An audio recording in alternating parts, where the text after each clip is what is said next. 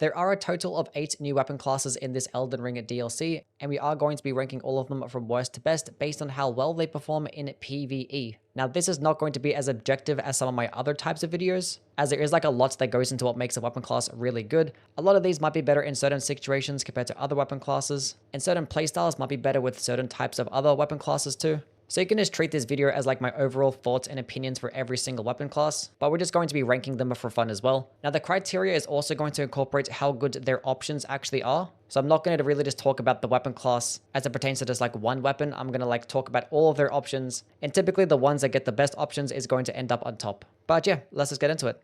Starting off at the bottom, we have the throwing blades category, which there is quite literally only one weapon in this class, in the Smith script dagger. Now yes, there are a bunch of other Smith script weapons that can do with throwing attacks, but this is the only one that gets throwing light attacks, so it's going to be the only one in this class. And it's just not good at all. They did just recently get buffed to get a little bit of an increase in terms of its range, which it actually is pretty noticeable. You can actually take a few steps further back and actually still hit with it, which is very nice. But like the damage is awful, the stance damage is horrendous, the DPS is just going to be worse than like every other weapon class in this game. And the fact that it is a projectile, when you're going up against these like smaller enemies that do like to react to these projectile attacks, they're just going to dodge them a whole bunch. And the fact that it's just not going to be like that fast of a projectile that does have no tracking, it's going to be harder to hit these enemies that are very mobile as well. So against a lot of these enemies and bosses, you're only going to benefit if you're at really close range. And in that instance, you're better off using like any other type of weapon. And even looking at their weapon skill options, being that the weapon itself does bad range, all of these weapon skill options are just going to be better with almost any other weapon type. Now it does get some unique ones in piercing throw and scattershot throw. Piercing throw is still just going to be mediocre. The only benefit is that it can go through enemies. Scattershot throw is actually amazing. If you pair this weapon alongside a blood infusion and just go into scattershot throw, this thing can be very viable. But in that instance, you can literally just use the claws of knights because that weapon also does get bleed, does get scattershot throw, and it's going to be a claw, which is just going to get more damage than the Smith script dagger. So like the most viable way to build around the weapon is just going to be directly outclassed by another weapon in this DLC. But when it comes to the other Smith script weapons, I might as well just talk about them as well. They're also just not going to be good. They obviously did just get patched to where like that bonus damage that they were getting with elemental infusions is no longer the case. So now they just do terrible damage and just have horrendous heavy attacks. They do really bad damage. They do like 10 times less stance damage than like the weapons would normally get. And they just consume so much stamina. Even if you use all the buffs in the world to help boost the damage, it's still not going to be that viable. The only one that I actually kind of like would be the Smith script hammer. This one can actually do respectable damage and some nice stance damage. Although it is going to be a longer animation that does still consume a lot of stamina. If it was just one or the other, it would be nice, but there's like way too many downsides for all these Smith script weapons, except for the shield, because for that one, the projectile is tied to the skill, and weapon skills actually do good damage in this game. And also, if you wanted to spec around heavy attack types of builds, the best weapon skills to use will be things like Royal Knight Resolve and Cragblade, and you can't even infuse these weapons with those skills either. But yeah, all of these Smith script projectile-based weapons, they just need a whole complete rework, or at the very least, just give it a buff in terms of damage and less stamina cost, and have like the only trade-off being just less stance damage. If that was the actual case, then it'd end up being a lot better. But at the moment, these are just not it. Number 7, the perfume bottles. The only positive thing that I can say about it is that at least it does have viable damage, because everything else about it is just not good. The movesets are still very slow, get stuck in these long animations. They don't really have much range either, because like they don't really take that much of a step forward, and it kind of looks like it's supposed to have good range, but it's like deceptively short range. I'll use things like curved swords and straight swords, and because it lunges with every single swing, it feels like it just hits further. These things also just get terrible stance damage, like you're never going to proc a stance break with these things ever, and even if you do, you can't really do anything about it because you can't get critical attacks, which means you can't get backstabs. These things have like just really bad DPS. They don't really work with many different types of buffs. Like you basically have to use the perfume bottle talisman, and even then it's still very mediocre. And in terms of their Ash of Raw options, they're obviously not going to get much. They do have a couple of unique ones, and one being Wall of Sparks, which is just not that good at all because it's kind of just directly outclassed by the heavy attack, which the heavy attack still isn't even that good. Rolling Sparks is going to be your best option. Obviously, it did get nerfed very heavily, but it's still going to be viable to use against larger types of bosses because the projectile can explode and hit them multiple times. And in terms of their options, they do get like a couple of status effect options, but they still take a long time to proc statuses, like the Chilling Perfume Bottle. You could just use like any frost-infused weapon and it could just proc frost like twice as fast. At least we do have a lightning bottle that can actually scale off both faith and dexterity, which is very cool. We'd like to have faith lightning weapons. The Deadly Poison Perfume Bottle does have a skill that can like instantly proc poison on yourself and surrounding enemies, and you don't even need to have the requirements for it, which is also pretty cool. There can be certain circumstances of which this can be useful. Probably not as a primary based option, but the skill can be nice. But yeah, this is just another weapon class that is in need of a buff. They can't just have slow movesets, low damage, no stance damage, no critical attack options, poor weapon skill options. Like, there's too many downsides. There needs to be like only a couple. Number 6, the Beast Claws. Now, these are just not bad by any means. I did use these a whole bunch even in my first playthrough. I even killed like the final boss my first time at using Beast Claws. But the entire time that I use them, I just always think, why am I just not using regular claws? Because they're just better. They can output way higher DPS, way easier to use, faster attacks, just as much stance damage, better weapon skill options. They can also proc bleed, they get 110 crit. Like, there's so many like positives that they have going for them that it kind of just leaves the Beast Claws just left in the dust. Now, that's not to say that they're going to be useless. There are a couple of things that they do have going for them. One is going to be the Red Bear Claws. Specifically, its skill. The skill Red Bear Hunt is actually really good. It can output high amounts of damage. It stun locks very nicely. Procs bleed very quickly too. Only downside is that you don't get hyper armor and it does consume a lot of stamina. So it's not really spam friendly. But this is definitely the most viable way to build around the Beast Claws. Just spamming this one particular skill. And also, I do like their running attacks. The running light and heavy attacks are very quick. They can stun lock quickly. Can do some nice damage. They're not too bad. In terms of their Ash of War options, Raging Beast and Savage Claws, they're both decent. Raging Beast does serve as like a nice iframe dodge into a quick attack, very similar to like Blind Spot is for like the backhanded blades, but just like nowhere near as good because that one just does more damage faster. This one has to do like a jumping attack first, which is going to be a longer animation. You do also get another follow-up input that is going to be another jumping attack, and these just don't get hyper armor. You can get staggered out of them. They're not really going to be doing that good of damage either. I kind of wish this Ash of War just worked as like a simple like iframe dodge into a quick like double swiping attack that can like stun lock and just do nice damage instead of doing this whole like jump into this like one hit slam that doesn't really hit that hard. Now, in terms of Savage Claws, I think this one is going to be the better option. Purely because it does stun lock those smaller enemies. Now, if you're not fighting those smaller types of enemies, I wouldn't bother using it still, because it means you're going to get stuck in a longer animation. You can like cancel like the last part of it, but it's just going to be like the last part. Like the first like 3/4 of the animation cannot be cancelled. But in terms of like their light attacks, I don't really like them that much, because you have to do like this little like running charge first, which means that you can close the distance nicely, but it just like prolongs the animation.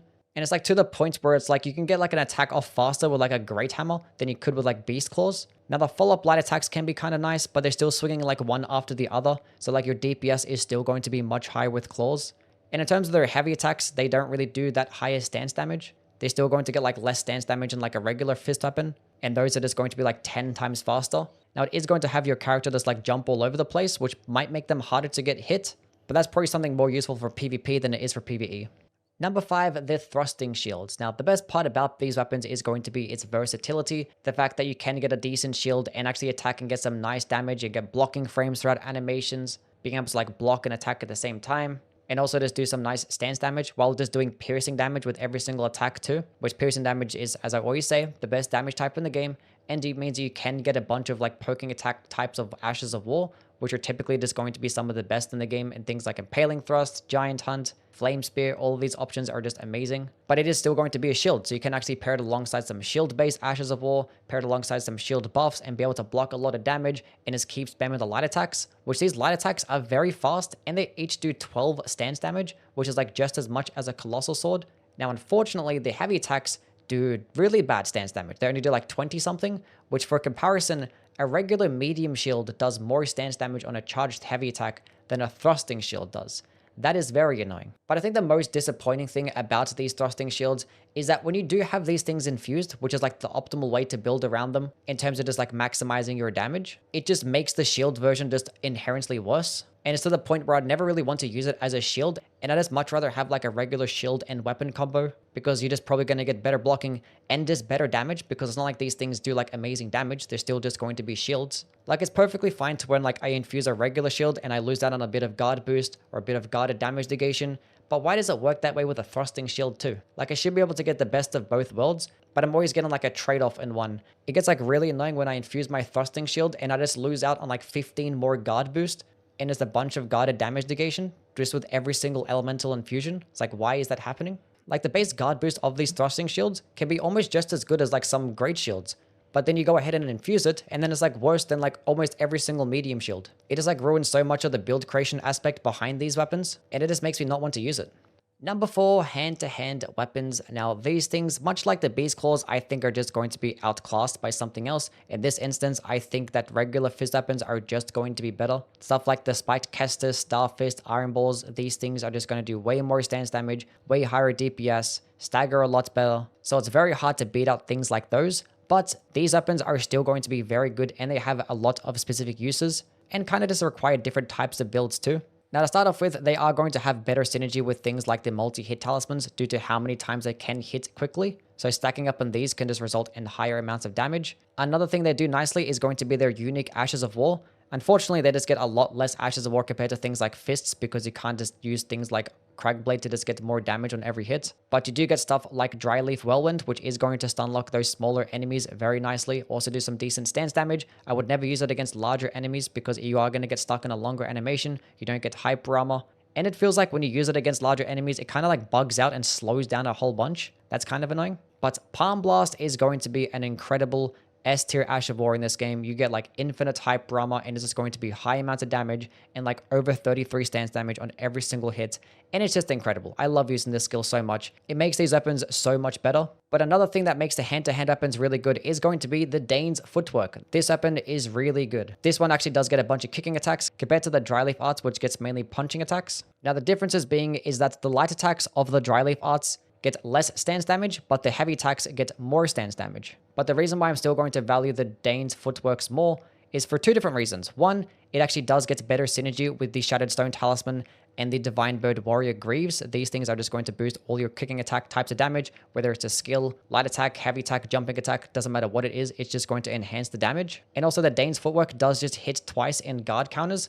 That's probably just a bug, but it's literally doing twice as much damage when you go into a guard counter build, and this playstyle is just so fun. Like just throw in the deflect tier, every single deflect you're just doing like 40 stance damage and like twice as much damage as you normally would. But in terms of some of the other negatives, it is going to be like not that much DPS. These things do lack some damage, and they're not going to stagger roll nor proc stance breaks as quickly as things like fist weapons. These are just going to be much more consistent in my opinion. But hand-to-hand weapons do have their place and are going to be very fun. They could probably still use with a buff as it pertains to their base damage, but overall they're very good. Number 3, the light greatswords. Now these could have easily been number 1. Like this whole top 3, they're kind of all just as good as one another. And it was very hard to try and pick between them, but I just decided to go with the light greatswords at number 3 because they have like a bit more things that are just not as good as some of the other ones. But to start off with the things that they do very well is going to be 1, their movesets. They'd probably have like one of the best, if not the best, two-handed moveset in the game. They get very quick attacks that are so very smooth, and you can combo them in from the heavy attacks, from the jumping heavy attacks into the light attack combos, and it's just so nice and fluid, and it's never really an instance where I feel like I got stuck in like a longer animation, even though it feels like you're always doing a bunch of these double swipes. Like these things can attack just as much as straight swords, but just could do more damage and do like just as much stance damage. But their heavy attacks are going to be nice quick double swipes, which are going to be slower than things like straight swords, but it's obviously going to do way more damage. And these heavy attacks do just as much stance damage as a greatsword, which is just amazing. So like the moveset and combo potential for these things are just peak. Now some things that I don't really care for, one is going to be their power stancing combos. I just much rather have it one-handed or two-handed. They just feel much more fluid and smooth, because power stancing, it kind of gets stuck in like longer animations it feels like, and they consume a lot of stamina too. They just don't really feel as nice or as powerful as like just two-handing a light greatsword would. Now in terms of their options, I think Milady is just going to be the best one. One, it just has really great versatility with every single type of infusion. You get like amazing scalings with elemental infusions. You can go either strength or dexterity, and they're both going to perform like equally as good. And they do get a plethora of Ash of War options too. They get everything for like small weapons, poking attacks, and like all types of sword Ash of Wars. Now the thing is, in this game, Ashes of War typically are just best paired with like the harder hitting types of weapons, which light greatswords are just not. So if you wanted to use some of the best Ashes of War in the game, things like Impaling Thrust, Lion's Claw, Carrion Sovereignty, all these Ashes of War are just going to be better paired with things like greatswords instead of light greatswords, because they're going to have the same speeds but just do more damage and potentially more stance damage, which in a game where like L2 spam is just the meta, like let's be real, it is, that might be more favorable. But thankfully there is going to be a unique Ash of War in the wing stance that is absolutely amazing. It is an S tier Ash of War in this game. You go into a stance and get the option of a triple swinging attack or a nice quick lunging poke attack, which the cool thing about this is that you actually can combo in both together, and the entire combo can do like upwards of 50 stance damage. Now, if you were just to use one, I'd rather just use like the poking attack, because that one can just like lunge really far very quickly and just do 30 stance damage by itself, which is just amazing. Now, in terms of their other options, Letter's Greatsword is going to be pretty decent. Just gets the regular light Greatsword moveset. The weapon skill can be a nice, easy to use projectile, not going to be like the highest damaging thing. I wish it did get like a better faith scaling, because it only gets a D scaling in faith. So hopefully that can get improved. And in terms of the Rolana's Twin Blades, I am not a fan. As I mentioned, the Power Stance Light Greatsword combos, don't like them that much. And the weapon skill, as I've talked about plenty of times, is just directly outclassed by the Sword of Night and Flame, because that one is much more consistent and just does a lot more damage. Number 2, the Backhand Blades. Now, these weapons, for the most part, are just going to be outclassed by Power Stance Curve Swords, because they just get much better movesets and just much better DPS. And there are some Curve Swords in the game, like the Bandits and Scavengers Curve Swords, that can just completely just break open the entire game with their jumping attack types of builds. But backhanded blades do have two things going for them that just make them amazing. And that's one is going to be their heavy attacks, and two, their unique Ash of War options. Now, the heavy attack is just going to be really good because it's like a quick lunging double swipe attack, which I don't know why all types of paired weapons don't get unique heavy attacks. So many of like the paired weapons just only swing with one weapon when it comes to their heavy. But thankfully, these actually do get a heavy attack that swing both. And this is just going to do really good damage, decent stance damage, and just lunge really far. Now, the best part about the backhanded blades are going to be their unique Ashes of War. Blind Spot and Swift Slash are just both S tier and like borderline broken ashes in this game. Blind Spot is just ridiculous because it's like instant iframes. You can like dodge almost every single attack very easily just by clicking the skill, and it's going to result in like an instant punish poking attack, which yes, is going to be doing piercing damage, and in most cases is going to be a counter attack due to how fast that it actually does hit right after exiting the dodge. And best of all yet, it is not that expensive, and this can do like 10 stance damage every single time. And with how little stamina that it does cost as well, it's very easily spammable. Now, the other skill is going to be Swift Slash, which this skill is just amazing. Yes, even in PvE, you can like go from one side of the room all the way to the other in like an instant if you do have it fully charged. That is going to have somewhat of like a longer starting up animation, but if you do get in an instance where you feel like an enemy is about to hit you, you can just like let go of the button, and you'll still end up like flinging yourself pretty far, and you could probably just end up dodging back into safety again. And these like multi-hits that it gets after like doing the dash can actually proc things like status effects too, and you can just make for like stupid builds by just zooming back and forth, just proccing all these status effects like bleed and frost, while also doing amazing damage for not much FP. Now, in terms of their options, they're going to be pretty good. Obviously, the backhanded blades just get amazing scalings. I think it's an S scaling in dexterity, and with certain types of elemental infusions, like cold, you actually do get a B scaling in both intelligence and dexterity. So these ones are just going to be the best options for the backhanded blades. The Smith Script Circ is just not going to be good because it just gets less damage than the backhanded blades, and they just get terrible heavy attacks because it's like a projectile that just does awful damage. The Cursed Blade Circ is actually pretty decent. It does get the regular backhand blade moveset, but it gets a unique skill called Deadly Dance, which I'm not going to like as much as things like Blind Spot or Swift Slash, but it can do nice damage and it can stun lock enemies really well. So overall, I think the backhanded blades are just a solid weapon class, but are just mainly carried by their just overpowered weapon skill options. Number 1, the Great Katanas. Now, these ones get number 1 due to them having just like the most amount of upsides, and all 3 options are just really good. There's not a single bad one on here. But to start off with their moveset, they just get a very good one with a bunch of like poking attacks, slashing attacks, great variety in like vertical and horizontal swipes. Like those heavy attacks can cover such a wide angle that it's going to be amazing for hit detection and hitting multiple enemies. The fact that you get a running poking attack is great. And these things also don't really swing that slow for the amount of stance damage that they do. Like these things can get greatsword stance damage with every single like light attack and their heavy attacks. And on top of all that, they will get passive bleed too. Now, I think the best Great Katana in the game is going to be the regular basic Great Katana due to its versatility and ability to be infused. Because the fact that it can be infused means that you can just pair it alongside something like Blood Flame Blade to just get even better blood loss build up, or just pair it alongside an occult infusion with an arcane build to potentially get even higher blood loss build up. And there are so many amazing weapon skills that you can pair alongside the Great Katana that feel like that they really shouldn't be paired alongside with the Great Katana. Like, how does something like this get things like Impaling Thrust, Repeating Thrust, Blood Tax? Like, these are all like really quick poking attack types of weapon skills, and you can put it on a Great Katana and it'll be like just as fast as if you were to put these skills like on a dagger. Like, I don't understand how something like this could have gotten those skills, because these weapons could do like more damage than like most greatswords in the game too, and you're pairing it alongside these really quick skills. It's just not fair. Now, in terms of their other 2 options, they're both going to be amazing. The Dragon Hunter's Great Katana does get a nice projectile skill that can just mess up dragons really quickly. But like the skill overall is just going to be very easy to use due to it having a lot of hyper armor and not really consuming much FP.